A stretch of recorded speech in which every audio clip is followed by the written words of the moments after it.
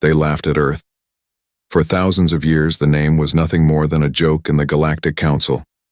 Once, it had been the birth world of a strange, chaotic species called humans. But after a long silence, Earth became just a forgotten planet, floating in a quiet corner of the Milky Way. The Council no longer spoke of humans. They had vanished before the galaxy truly noticed them. No great ships, no colonies, no allies. Other races rose, tall, strong, and full of pride. They ruled the stars with glowing empires and endless fleets. And Earth? It was a ghost, left out of maps and minds. Kel-Ra, a young alien scholar from the Drail species, never believed in myths. But one evening, deep inside the old libraries of Zeros Prime, he found something strange. It was a data chip sealed in dust, marked with a symbol he didn't recognize. After scanning it, one word appeared on his screen: Earth. Curious, he searched the records. There was almost nothing, just fragments, warnings, and strange quotes. Do not disturb the silent world. The Council had erased almost everything. That only made him more interested. He ran a signal scan on Earth's solar system. No activity, empty space. But just as he turned off the system, something blinked. A weak pulse from near Mars. It wasn't a message, it wasn't noise, it was a countdown. He tried to alert the Council. They smiled, then laughed. Earth? That broken world? Let it count down to dust. But Kel-Ra felt something strange. The signal was spreading across old human satellites that had long gone dark. Ancient tech began to wake. Across hundreds of systems, broken stations suddenly lit up. Some hadn't powered on in 30,000 years. Then something even stranger happened. Near the edge of Earth's old territory, an unmapped fleet appeared. Giant ships, black and silent, no heat, no sound. But they were moving. Kel-Ra's hands shook as he stared at his screen. The countdown was seconds away from ending. The signal reached its final point. Then every major system in the galaxy paused. Every screen turned black. And a voice spoke, deep and calm. We remember. Earth remembers. Now, so will you. Kel-Ra froze. So did the Council. The laughter stopped, and the galaxy held its breath. The voice echoed across the stars. It didn't come from one place. It came from everywhere. Stations, ships, satellites, even devices that hadn't worked in thousands of years. Across the galaxy, leaders paused. Scientists stared. Civilians asked the same question. Who was that? But Kel-Ra already knew. He didn't have proof. He didn't have data. But deep inside, he was sure. It was humanity. And they were not. The Council called an emergency meeting. For the first time in centuries, every seat was filled. The Vixari High Mind, the Talari speakers, the Drail elders, all watched the single replay. The voice, the message, and the strange pattern that followed. Because the moment the voice ended, stars began to move. Not all stars, but just a few, old ones. Ones close to forgotten colonies. A pattern emerged. Some called it a signal. Some called it a warning. But Kel-Ra saw it for what it was. A path. A line drawn through space. Leading somewhere. Leading home. The Council didn't want to believe it. They said it was a trick, a malfunction, a hidden system from the past, but then the trade ships started disappearing. One by one, routes near old human space went silent. Not destroyed, not damaged, just gone. No messages, no remains. Only empty signals and broken navigation logs. Still, many refused to panic. It's nothing, they said. Earth cannot return. It was never a real threat. But deep underground in a hidden archive, Kel-Ra found something else. A sealed file marked by an ancient race, long gone. Inside was a phrase translated in thousands of languages. Do not wait for Earth to speak. When it does, it is already too late. Kel-Ra tried to send this to the Council, but the transmission failed. Strange power surges had begun across their core systems. Flickers in the network, glitches in their AI. Then, without warning, every major database across the Galactic Council shut down for 13 seconds, and in that silence, one word appeared on every screen: observe. What followed was not an attack, not a threat, just a simple, clear stream of images: the rise of Earth, the fall of Earth, the silence, and then the rebuilding. But this was not the Earth they remembered. This was something new, quiet, hidden, waiting. The galaxy hadn't seen them grow, hadn't seen them change, and now it didn't understand what Earth had become. Kel-Ra watched in silence. The others argued, panicked, sent warnings, but he only whispered one sentence to himself. They didn't return for revenge, they returned to be remembered. And far across the stars, on the edge of forgotten space, a single human ship turned its engines toward the galaxy and smiled. Every sensor in the outer ring picked up the same thing: movement, slow, steady, impossible to trace, ships with no registry, engines that left no trail. It was as if the stars themselves had decided to move. But they weren't stars. They were vessels. Their design was unfamiliar, yet haunting. Smooth, dark metal. No sharp edges, no signs of origin. Not Vexari, not Talari, not even Drail. And yet, old records, buried deep within forgotten data archives, whispered a single possibility: human architecture. The Council refused to accept it. Denial spread faster than the truth. Earth cannot field ship, they said. Earth has no navy. Earth has no colonies. But the signals didn't lie. Planet after planet, once untouched and quiet, now buzzed with strange activity. Relays lit up. Satellites turned to face the same direction, toward Sol Kel-Ra had stopped, sending warnings. No one listened. Now he observed from a distance, piecing together what few dared to notice. Humanity had never left. They had simply waited. And now, something was waking up with them. Across the mid-zone, ships began to disappear, not destroyed, not stolen, just missing, as if space itself had erased them. The ships that vanished all had one thing in common. They had traveled through ancient routes humans once used, abandoned lanes, forgotten wormholes, places modern civilizations never cared to explore. But Earth remembered. Kel-Ra gathered a small team, scientists, thinkers, old code breakers. They began decoding the signal that had appeared before. Observe. But it wasn't a warning. It was a request. A challenge. What they discovered shocked them. The voice was part of a larger message, hidden in layers, time-locked. And with every passing day, the signal evolved. It learned. It grew smarter. Some said it was a program. Others said it was alive. It spoke again. Only 3 words, but this time in 100 languages at once. Do. Not follow. The Council still dismissed it. They believed they were still in control. But deep within the galactic archives, something terrifying appeared. Images of a fleet. Not from now, but from the far future. And at the center of that fleet was the same design as the new unknown ships. Earth hadn't just survived. Earth had advanced in silence. As Kel-Ra's team watched the last part of the signal unfold, their screens showed something strange. Not maps, not weapons, but names. Names of every civilization that had once mocked Earth, names of every empire that had erased its history, not in anger, not in threat, but as a list of those who had forgotten. And then the signal cut out, again, not with noise, but with a quiet phrase that sent chills across the Council's command room. Remembrance begins. Far away, near the galactic edge, a line of ships, black, seamless, and silent, entered view. One by one, without sound, they activated. And one thing became clear to all who watched. Earth was no longer asking to be remembered. It was making sure it never would be forgotten again.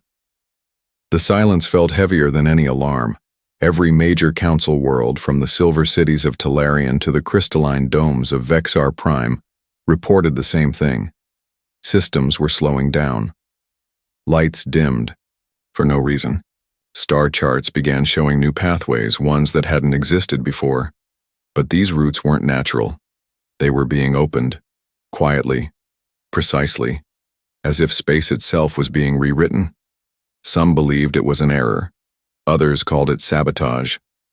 But Kelra had a different thought. He believed it was an invitation. He replayed the last signal again and again, the message, the voice, the list of names. Something in its tone stayed with him. Not anger, not pride, but certainty. A calm certainty that Earth knew exactly what it was doing, and the galaxy didn't. The Council, still struggling to agree, finally decided to send a scout fleet to the edge of Sol's influence. Not to attack, not to greet, but to observe. Their words, not Earth's. They reached the boundary after 16 standard days. What they found was not a planet, not a fleet. It was a wall. Not physical, but something far stranger. A field of light and static. Gentle on the outside, impenetrable within. It pulsed with rhythm, like a heartbeat, a living memory, orbiting what used to be Earth's space. The fleet sent probes. They vanished. No explosion, no sound, no debris, just gone. Then, for the first time, Earth responded. Not with a message, but with an image. Every Council world received it at once. It showed a city, not alien, not ancient, human. But it hovered above clouds, wrapped in light, surrounded by machines the galaxy had never seen before. The city floated in silence, above a blue world that looked too clean to be real. And at the center of it all stood a single human figure alone, facing outward as if watching the stars.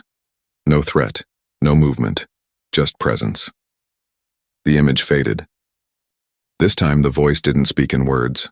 It sang, soft, slow, in a forgotten Earth language. The tones didn't match any known system. But listeners across the galaxy felt the same thing. Memory. Some cried, some collapsed, others just stood still, unsure why their eyes were wet. The Council panicked. They began discussing shields, weapons, isolation.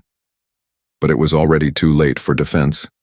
Because the stars near Sol were changing, constellations once known had shifted, rearranged. And the new shape spelled something ancient, something written long before any galactic code. It was a symbol, a human one. An emblem once sewn onto ships and flags thousands of years ago. Earth had not just returned, it had become something greater. It had become a myth that could now speak for itself.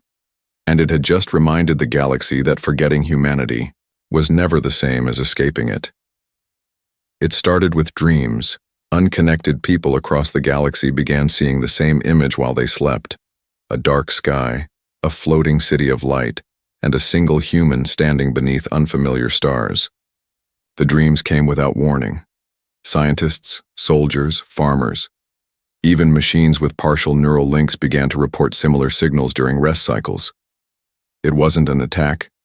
It wasn't a virus. It was a memory. But it wasn't their memory. The Council met again, 5th time in a single cycle. This time no one laughed. No one joked about Earth. Even those who had once denied its return now sat in silence, watching the symbols Earth had released. Kelra stood at the edge of the chamber, holding his report. He didn't speak until the room went quiet. "It's not just their technology," he said slowly. "It's not just ships, not just signals. Earth has found a way to touch thought itself. This is not power. This is intention." Many dismissed it, but others had begun noticing changes too subtle to ignore. Navigation systems began correcting routes. Toward Sol, archived files began filling themselves in. Details about human history, culture, and names that no one had searched for. And perhaps, strangest of all, certain words, long dead in the human language, were appearing in alien speech. Translations twisted subtly, meanings shifted, as if the galaxy was remembering and didn't know why. Some said Earth had discovered a way to write into consciousness. Others believed it was an echo, a memory so strong that space itself could not forget it. But what truly unsettled the council was this: Earth still hadn't spoken. No threats, no alliances, no statements, only signs. One by one, ancient human outposts hidden in forgotten regions of space began to reappear. Some were ruins, some fully active, not built recently but restored, operating as if they had never stopped. An old mining moon suddenly lit up. A terraforming station on a lifeless planet began spinning its machines. Orbiting satellites, rusted for centuries, shifted back into place. But no humans were seen. Just results, just presence, just reminders. Kelra, now leading a private circle of watchers, believed Earth was sending a message far deeper than words. A demonstration that it had moved beyond noise, beyond diplomacy. Earth wasn't trying to prove its power. It was proving its memory. It remembered everything, the times it was mocked, erased, and ignored. But instead of responding with anger, it had responded with something stronger: preparation. Earth had taken its silence and turned it into a strategy.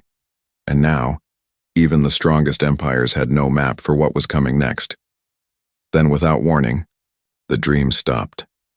And for the first time since the beginning, a human voice returned, not across frequencies, not through machines, but in person.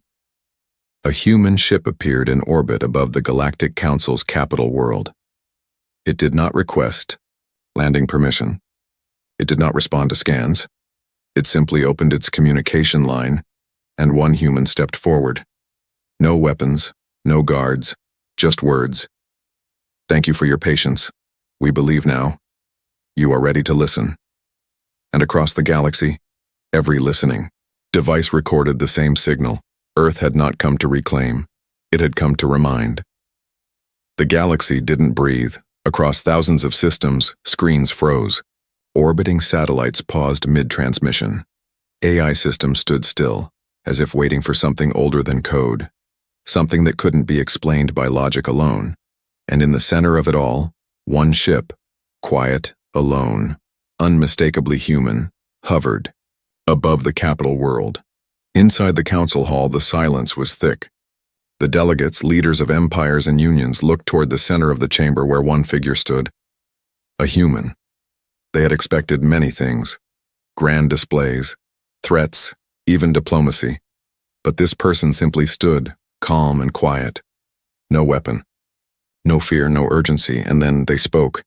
"When Earth vanished, you assumed we failed. When we grew silent, you believed we were broken. But we were only becoming something you couldn't imagine." The words were spoken gently, without pride, but they echoed with weight. "We studied, we built, we reached further than maps could go. And when we looked back, we saw a galaxy still judging us by our past." The delegates shifted uncomfortably. It was true. For ages, Earth had been a joke, a lost world, a forgotten name. But now it stood before them, not as a challenger, but as something different. "You chased power," the human continued. "We chased understanding. You raced to expand. We learned how to become invisible. Many still didn't understand."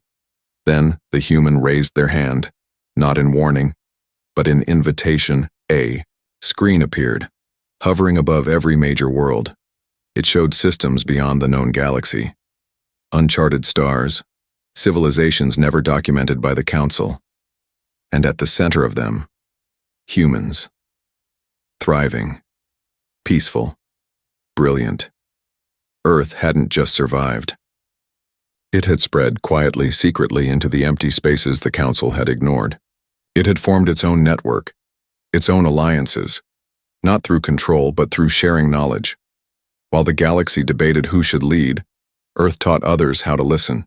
Kelra, watching from a side terminal, understood now. Earth hadn't returned to rule. It had returned to remind the galaxy of what it had forgotten. Curiosity, unity, memory, not just of Earth, but of themselves. And the human finished with one last sentence. We don't ask for seats at your table. We built a new table. And if you're ready, we'll show you how to build your own. Then the ship vanished. No flash, no portal, no sound, just gone. And with it, the certainty that the galaxy had known everything. What remained behind was not fear.